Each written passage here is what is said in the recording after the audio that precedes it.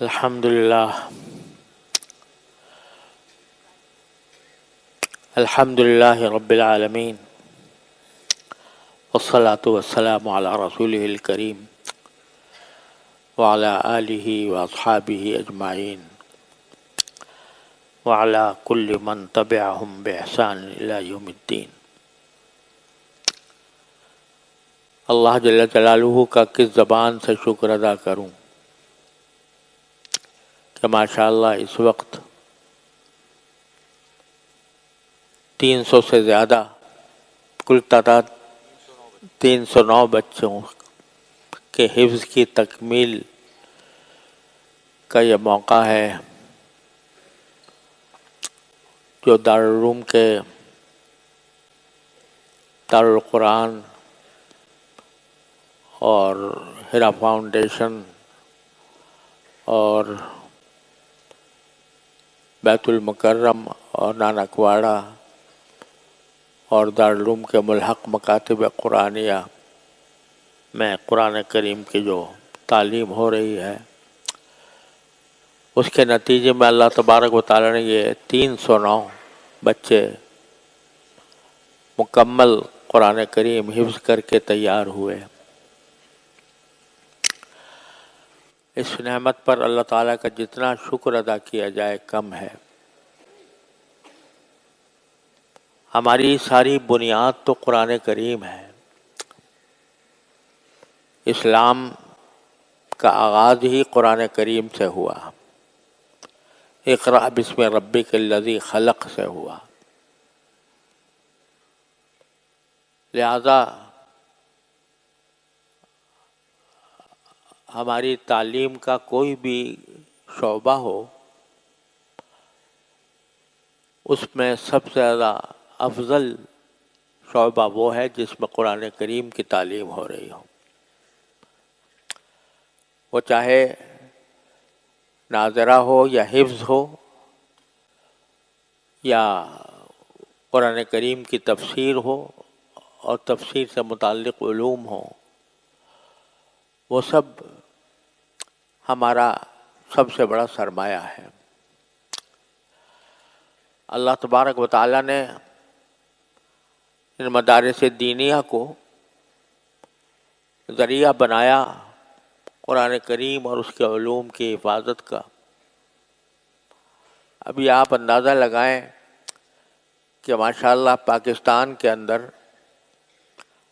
حفاظ کی تعداد اتنی ہے کہ جب رمضان کا مہینہ آتا ہے اور تراویح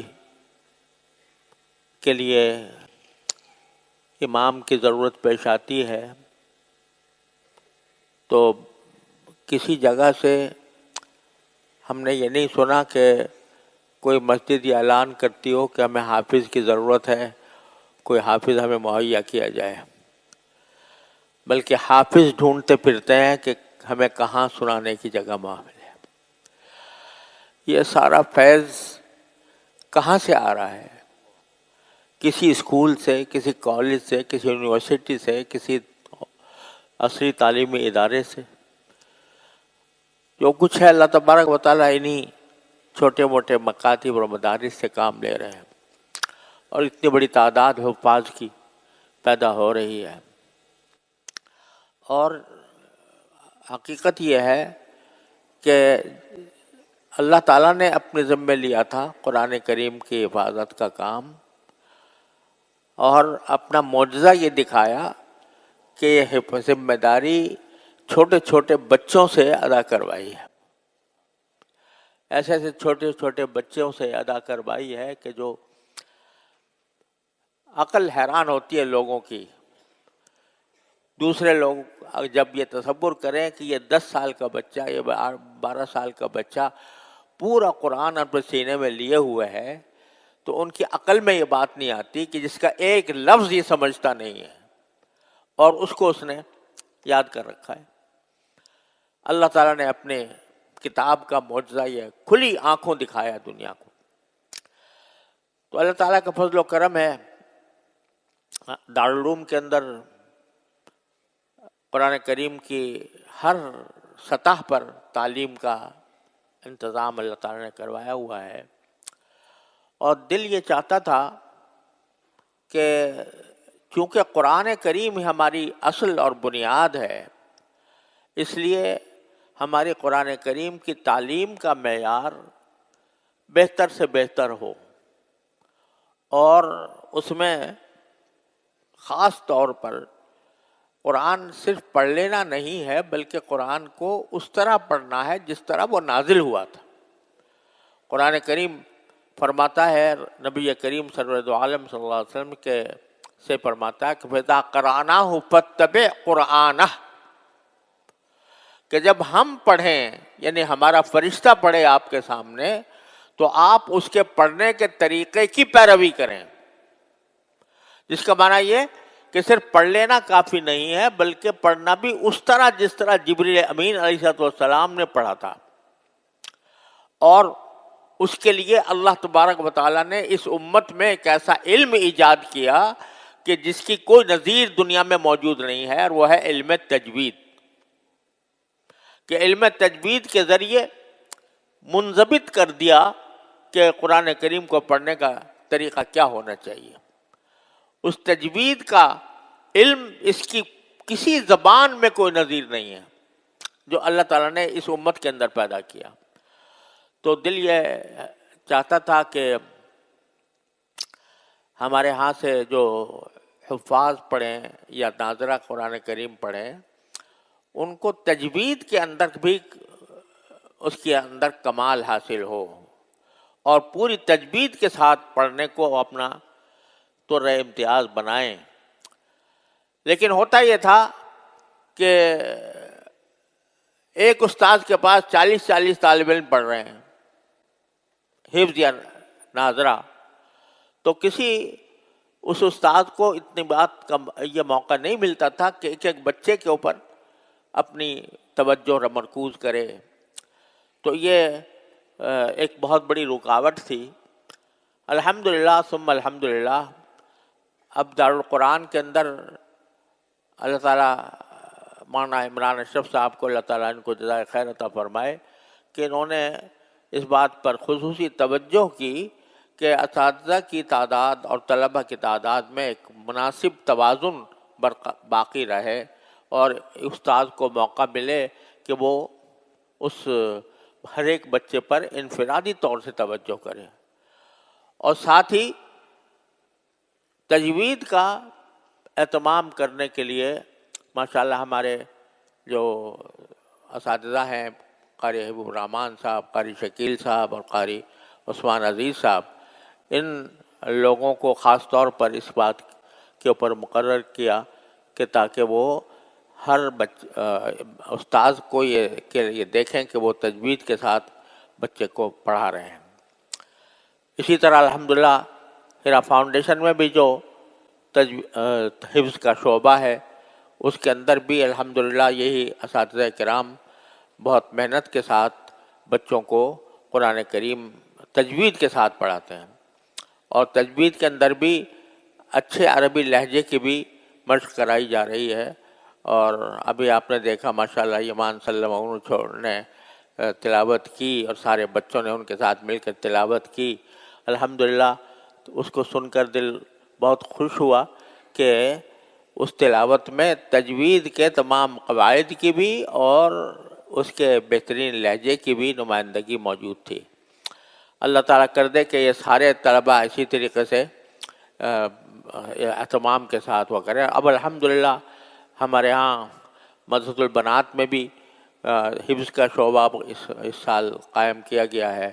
اللہ تبارک و تعالیٰ وہاں پر بھی ایسی حافظات پیدا فرمائیں، اور ان کے اندر بھی یہ تجوید کے ساتھ قرآن کریم کا پڑھنے کا رجحان پیدا ہو۔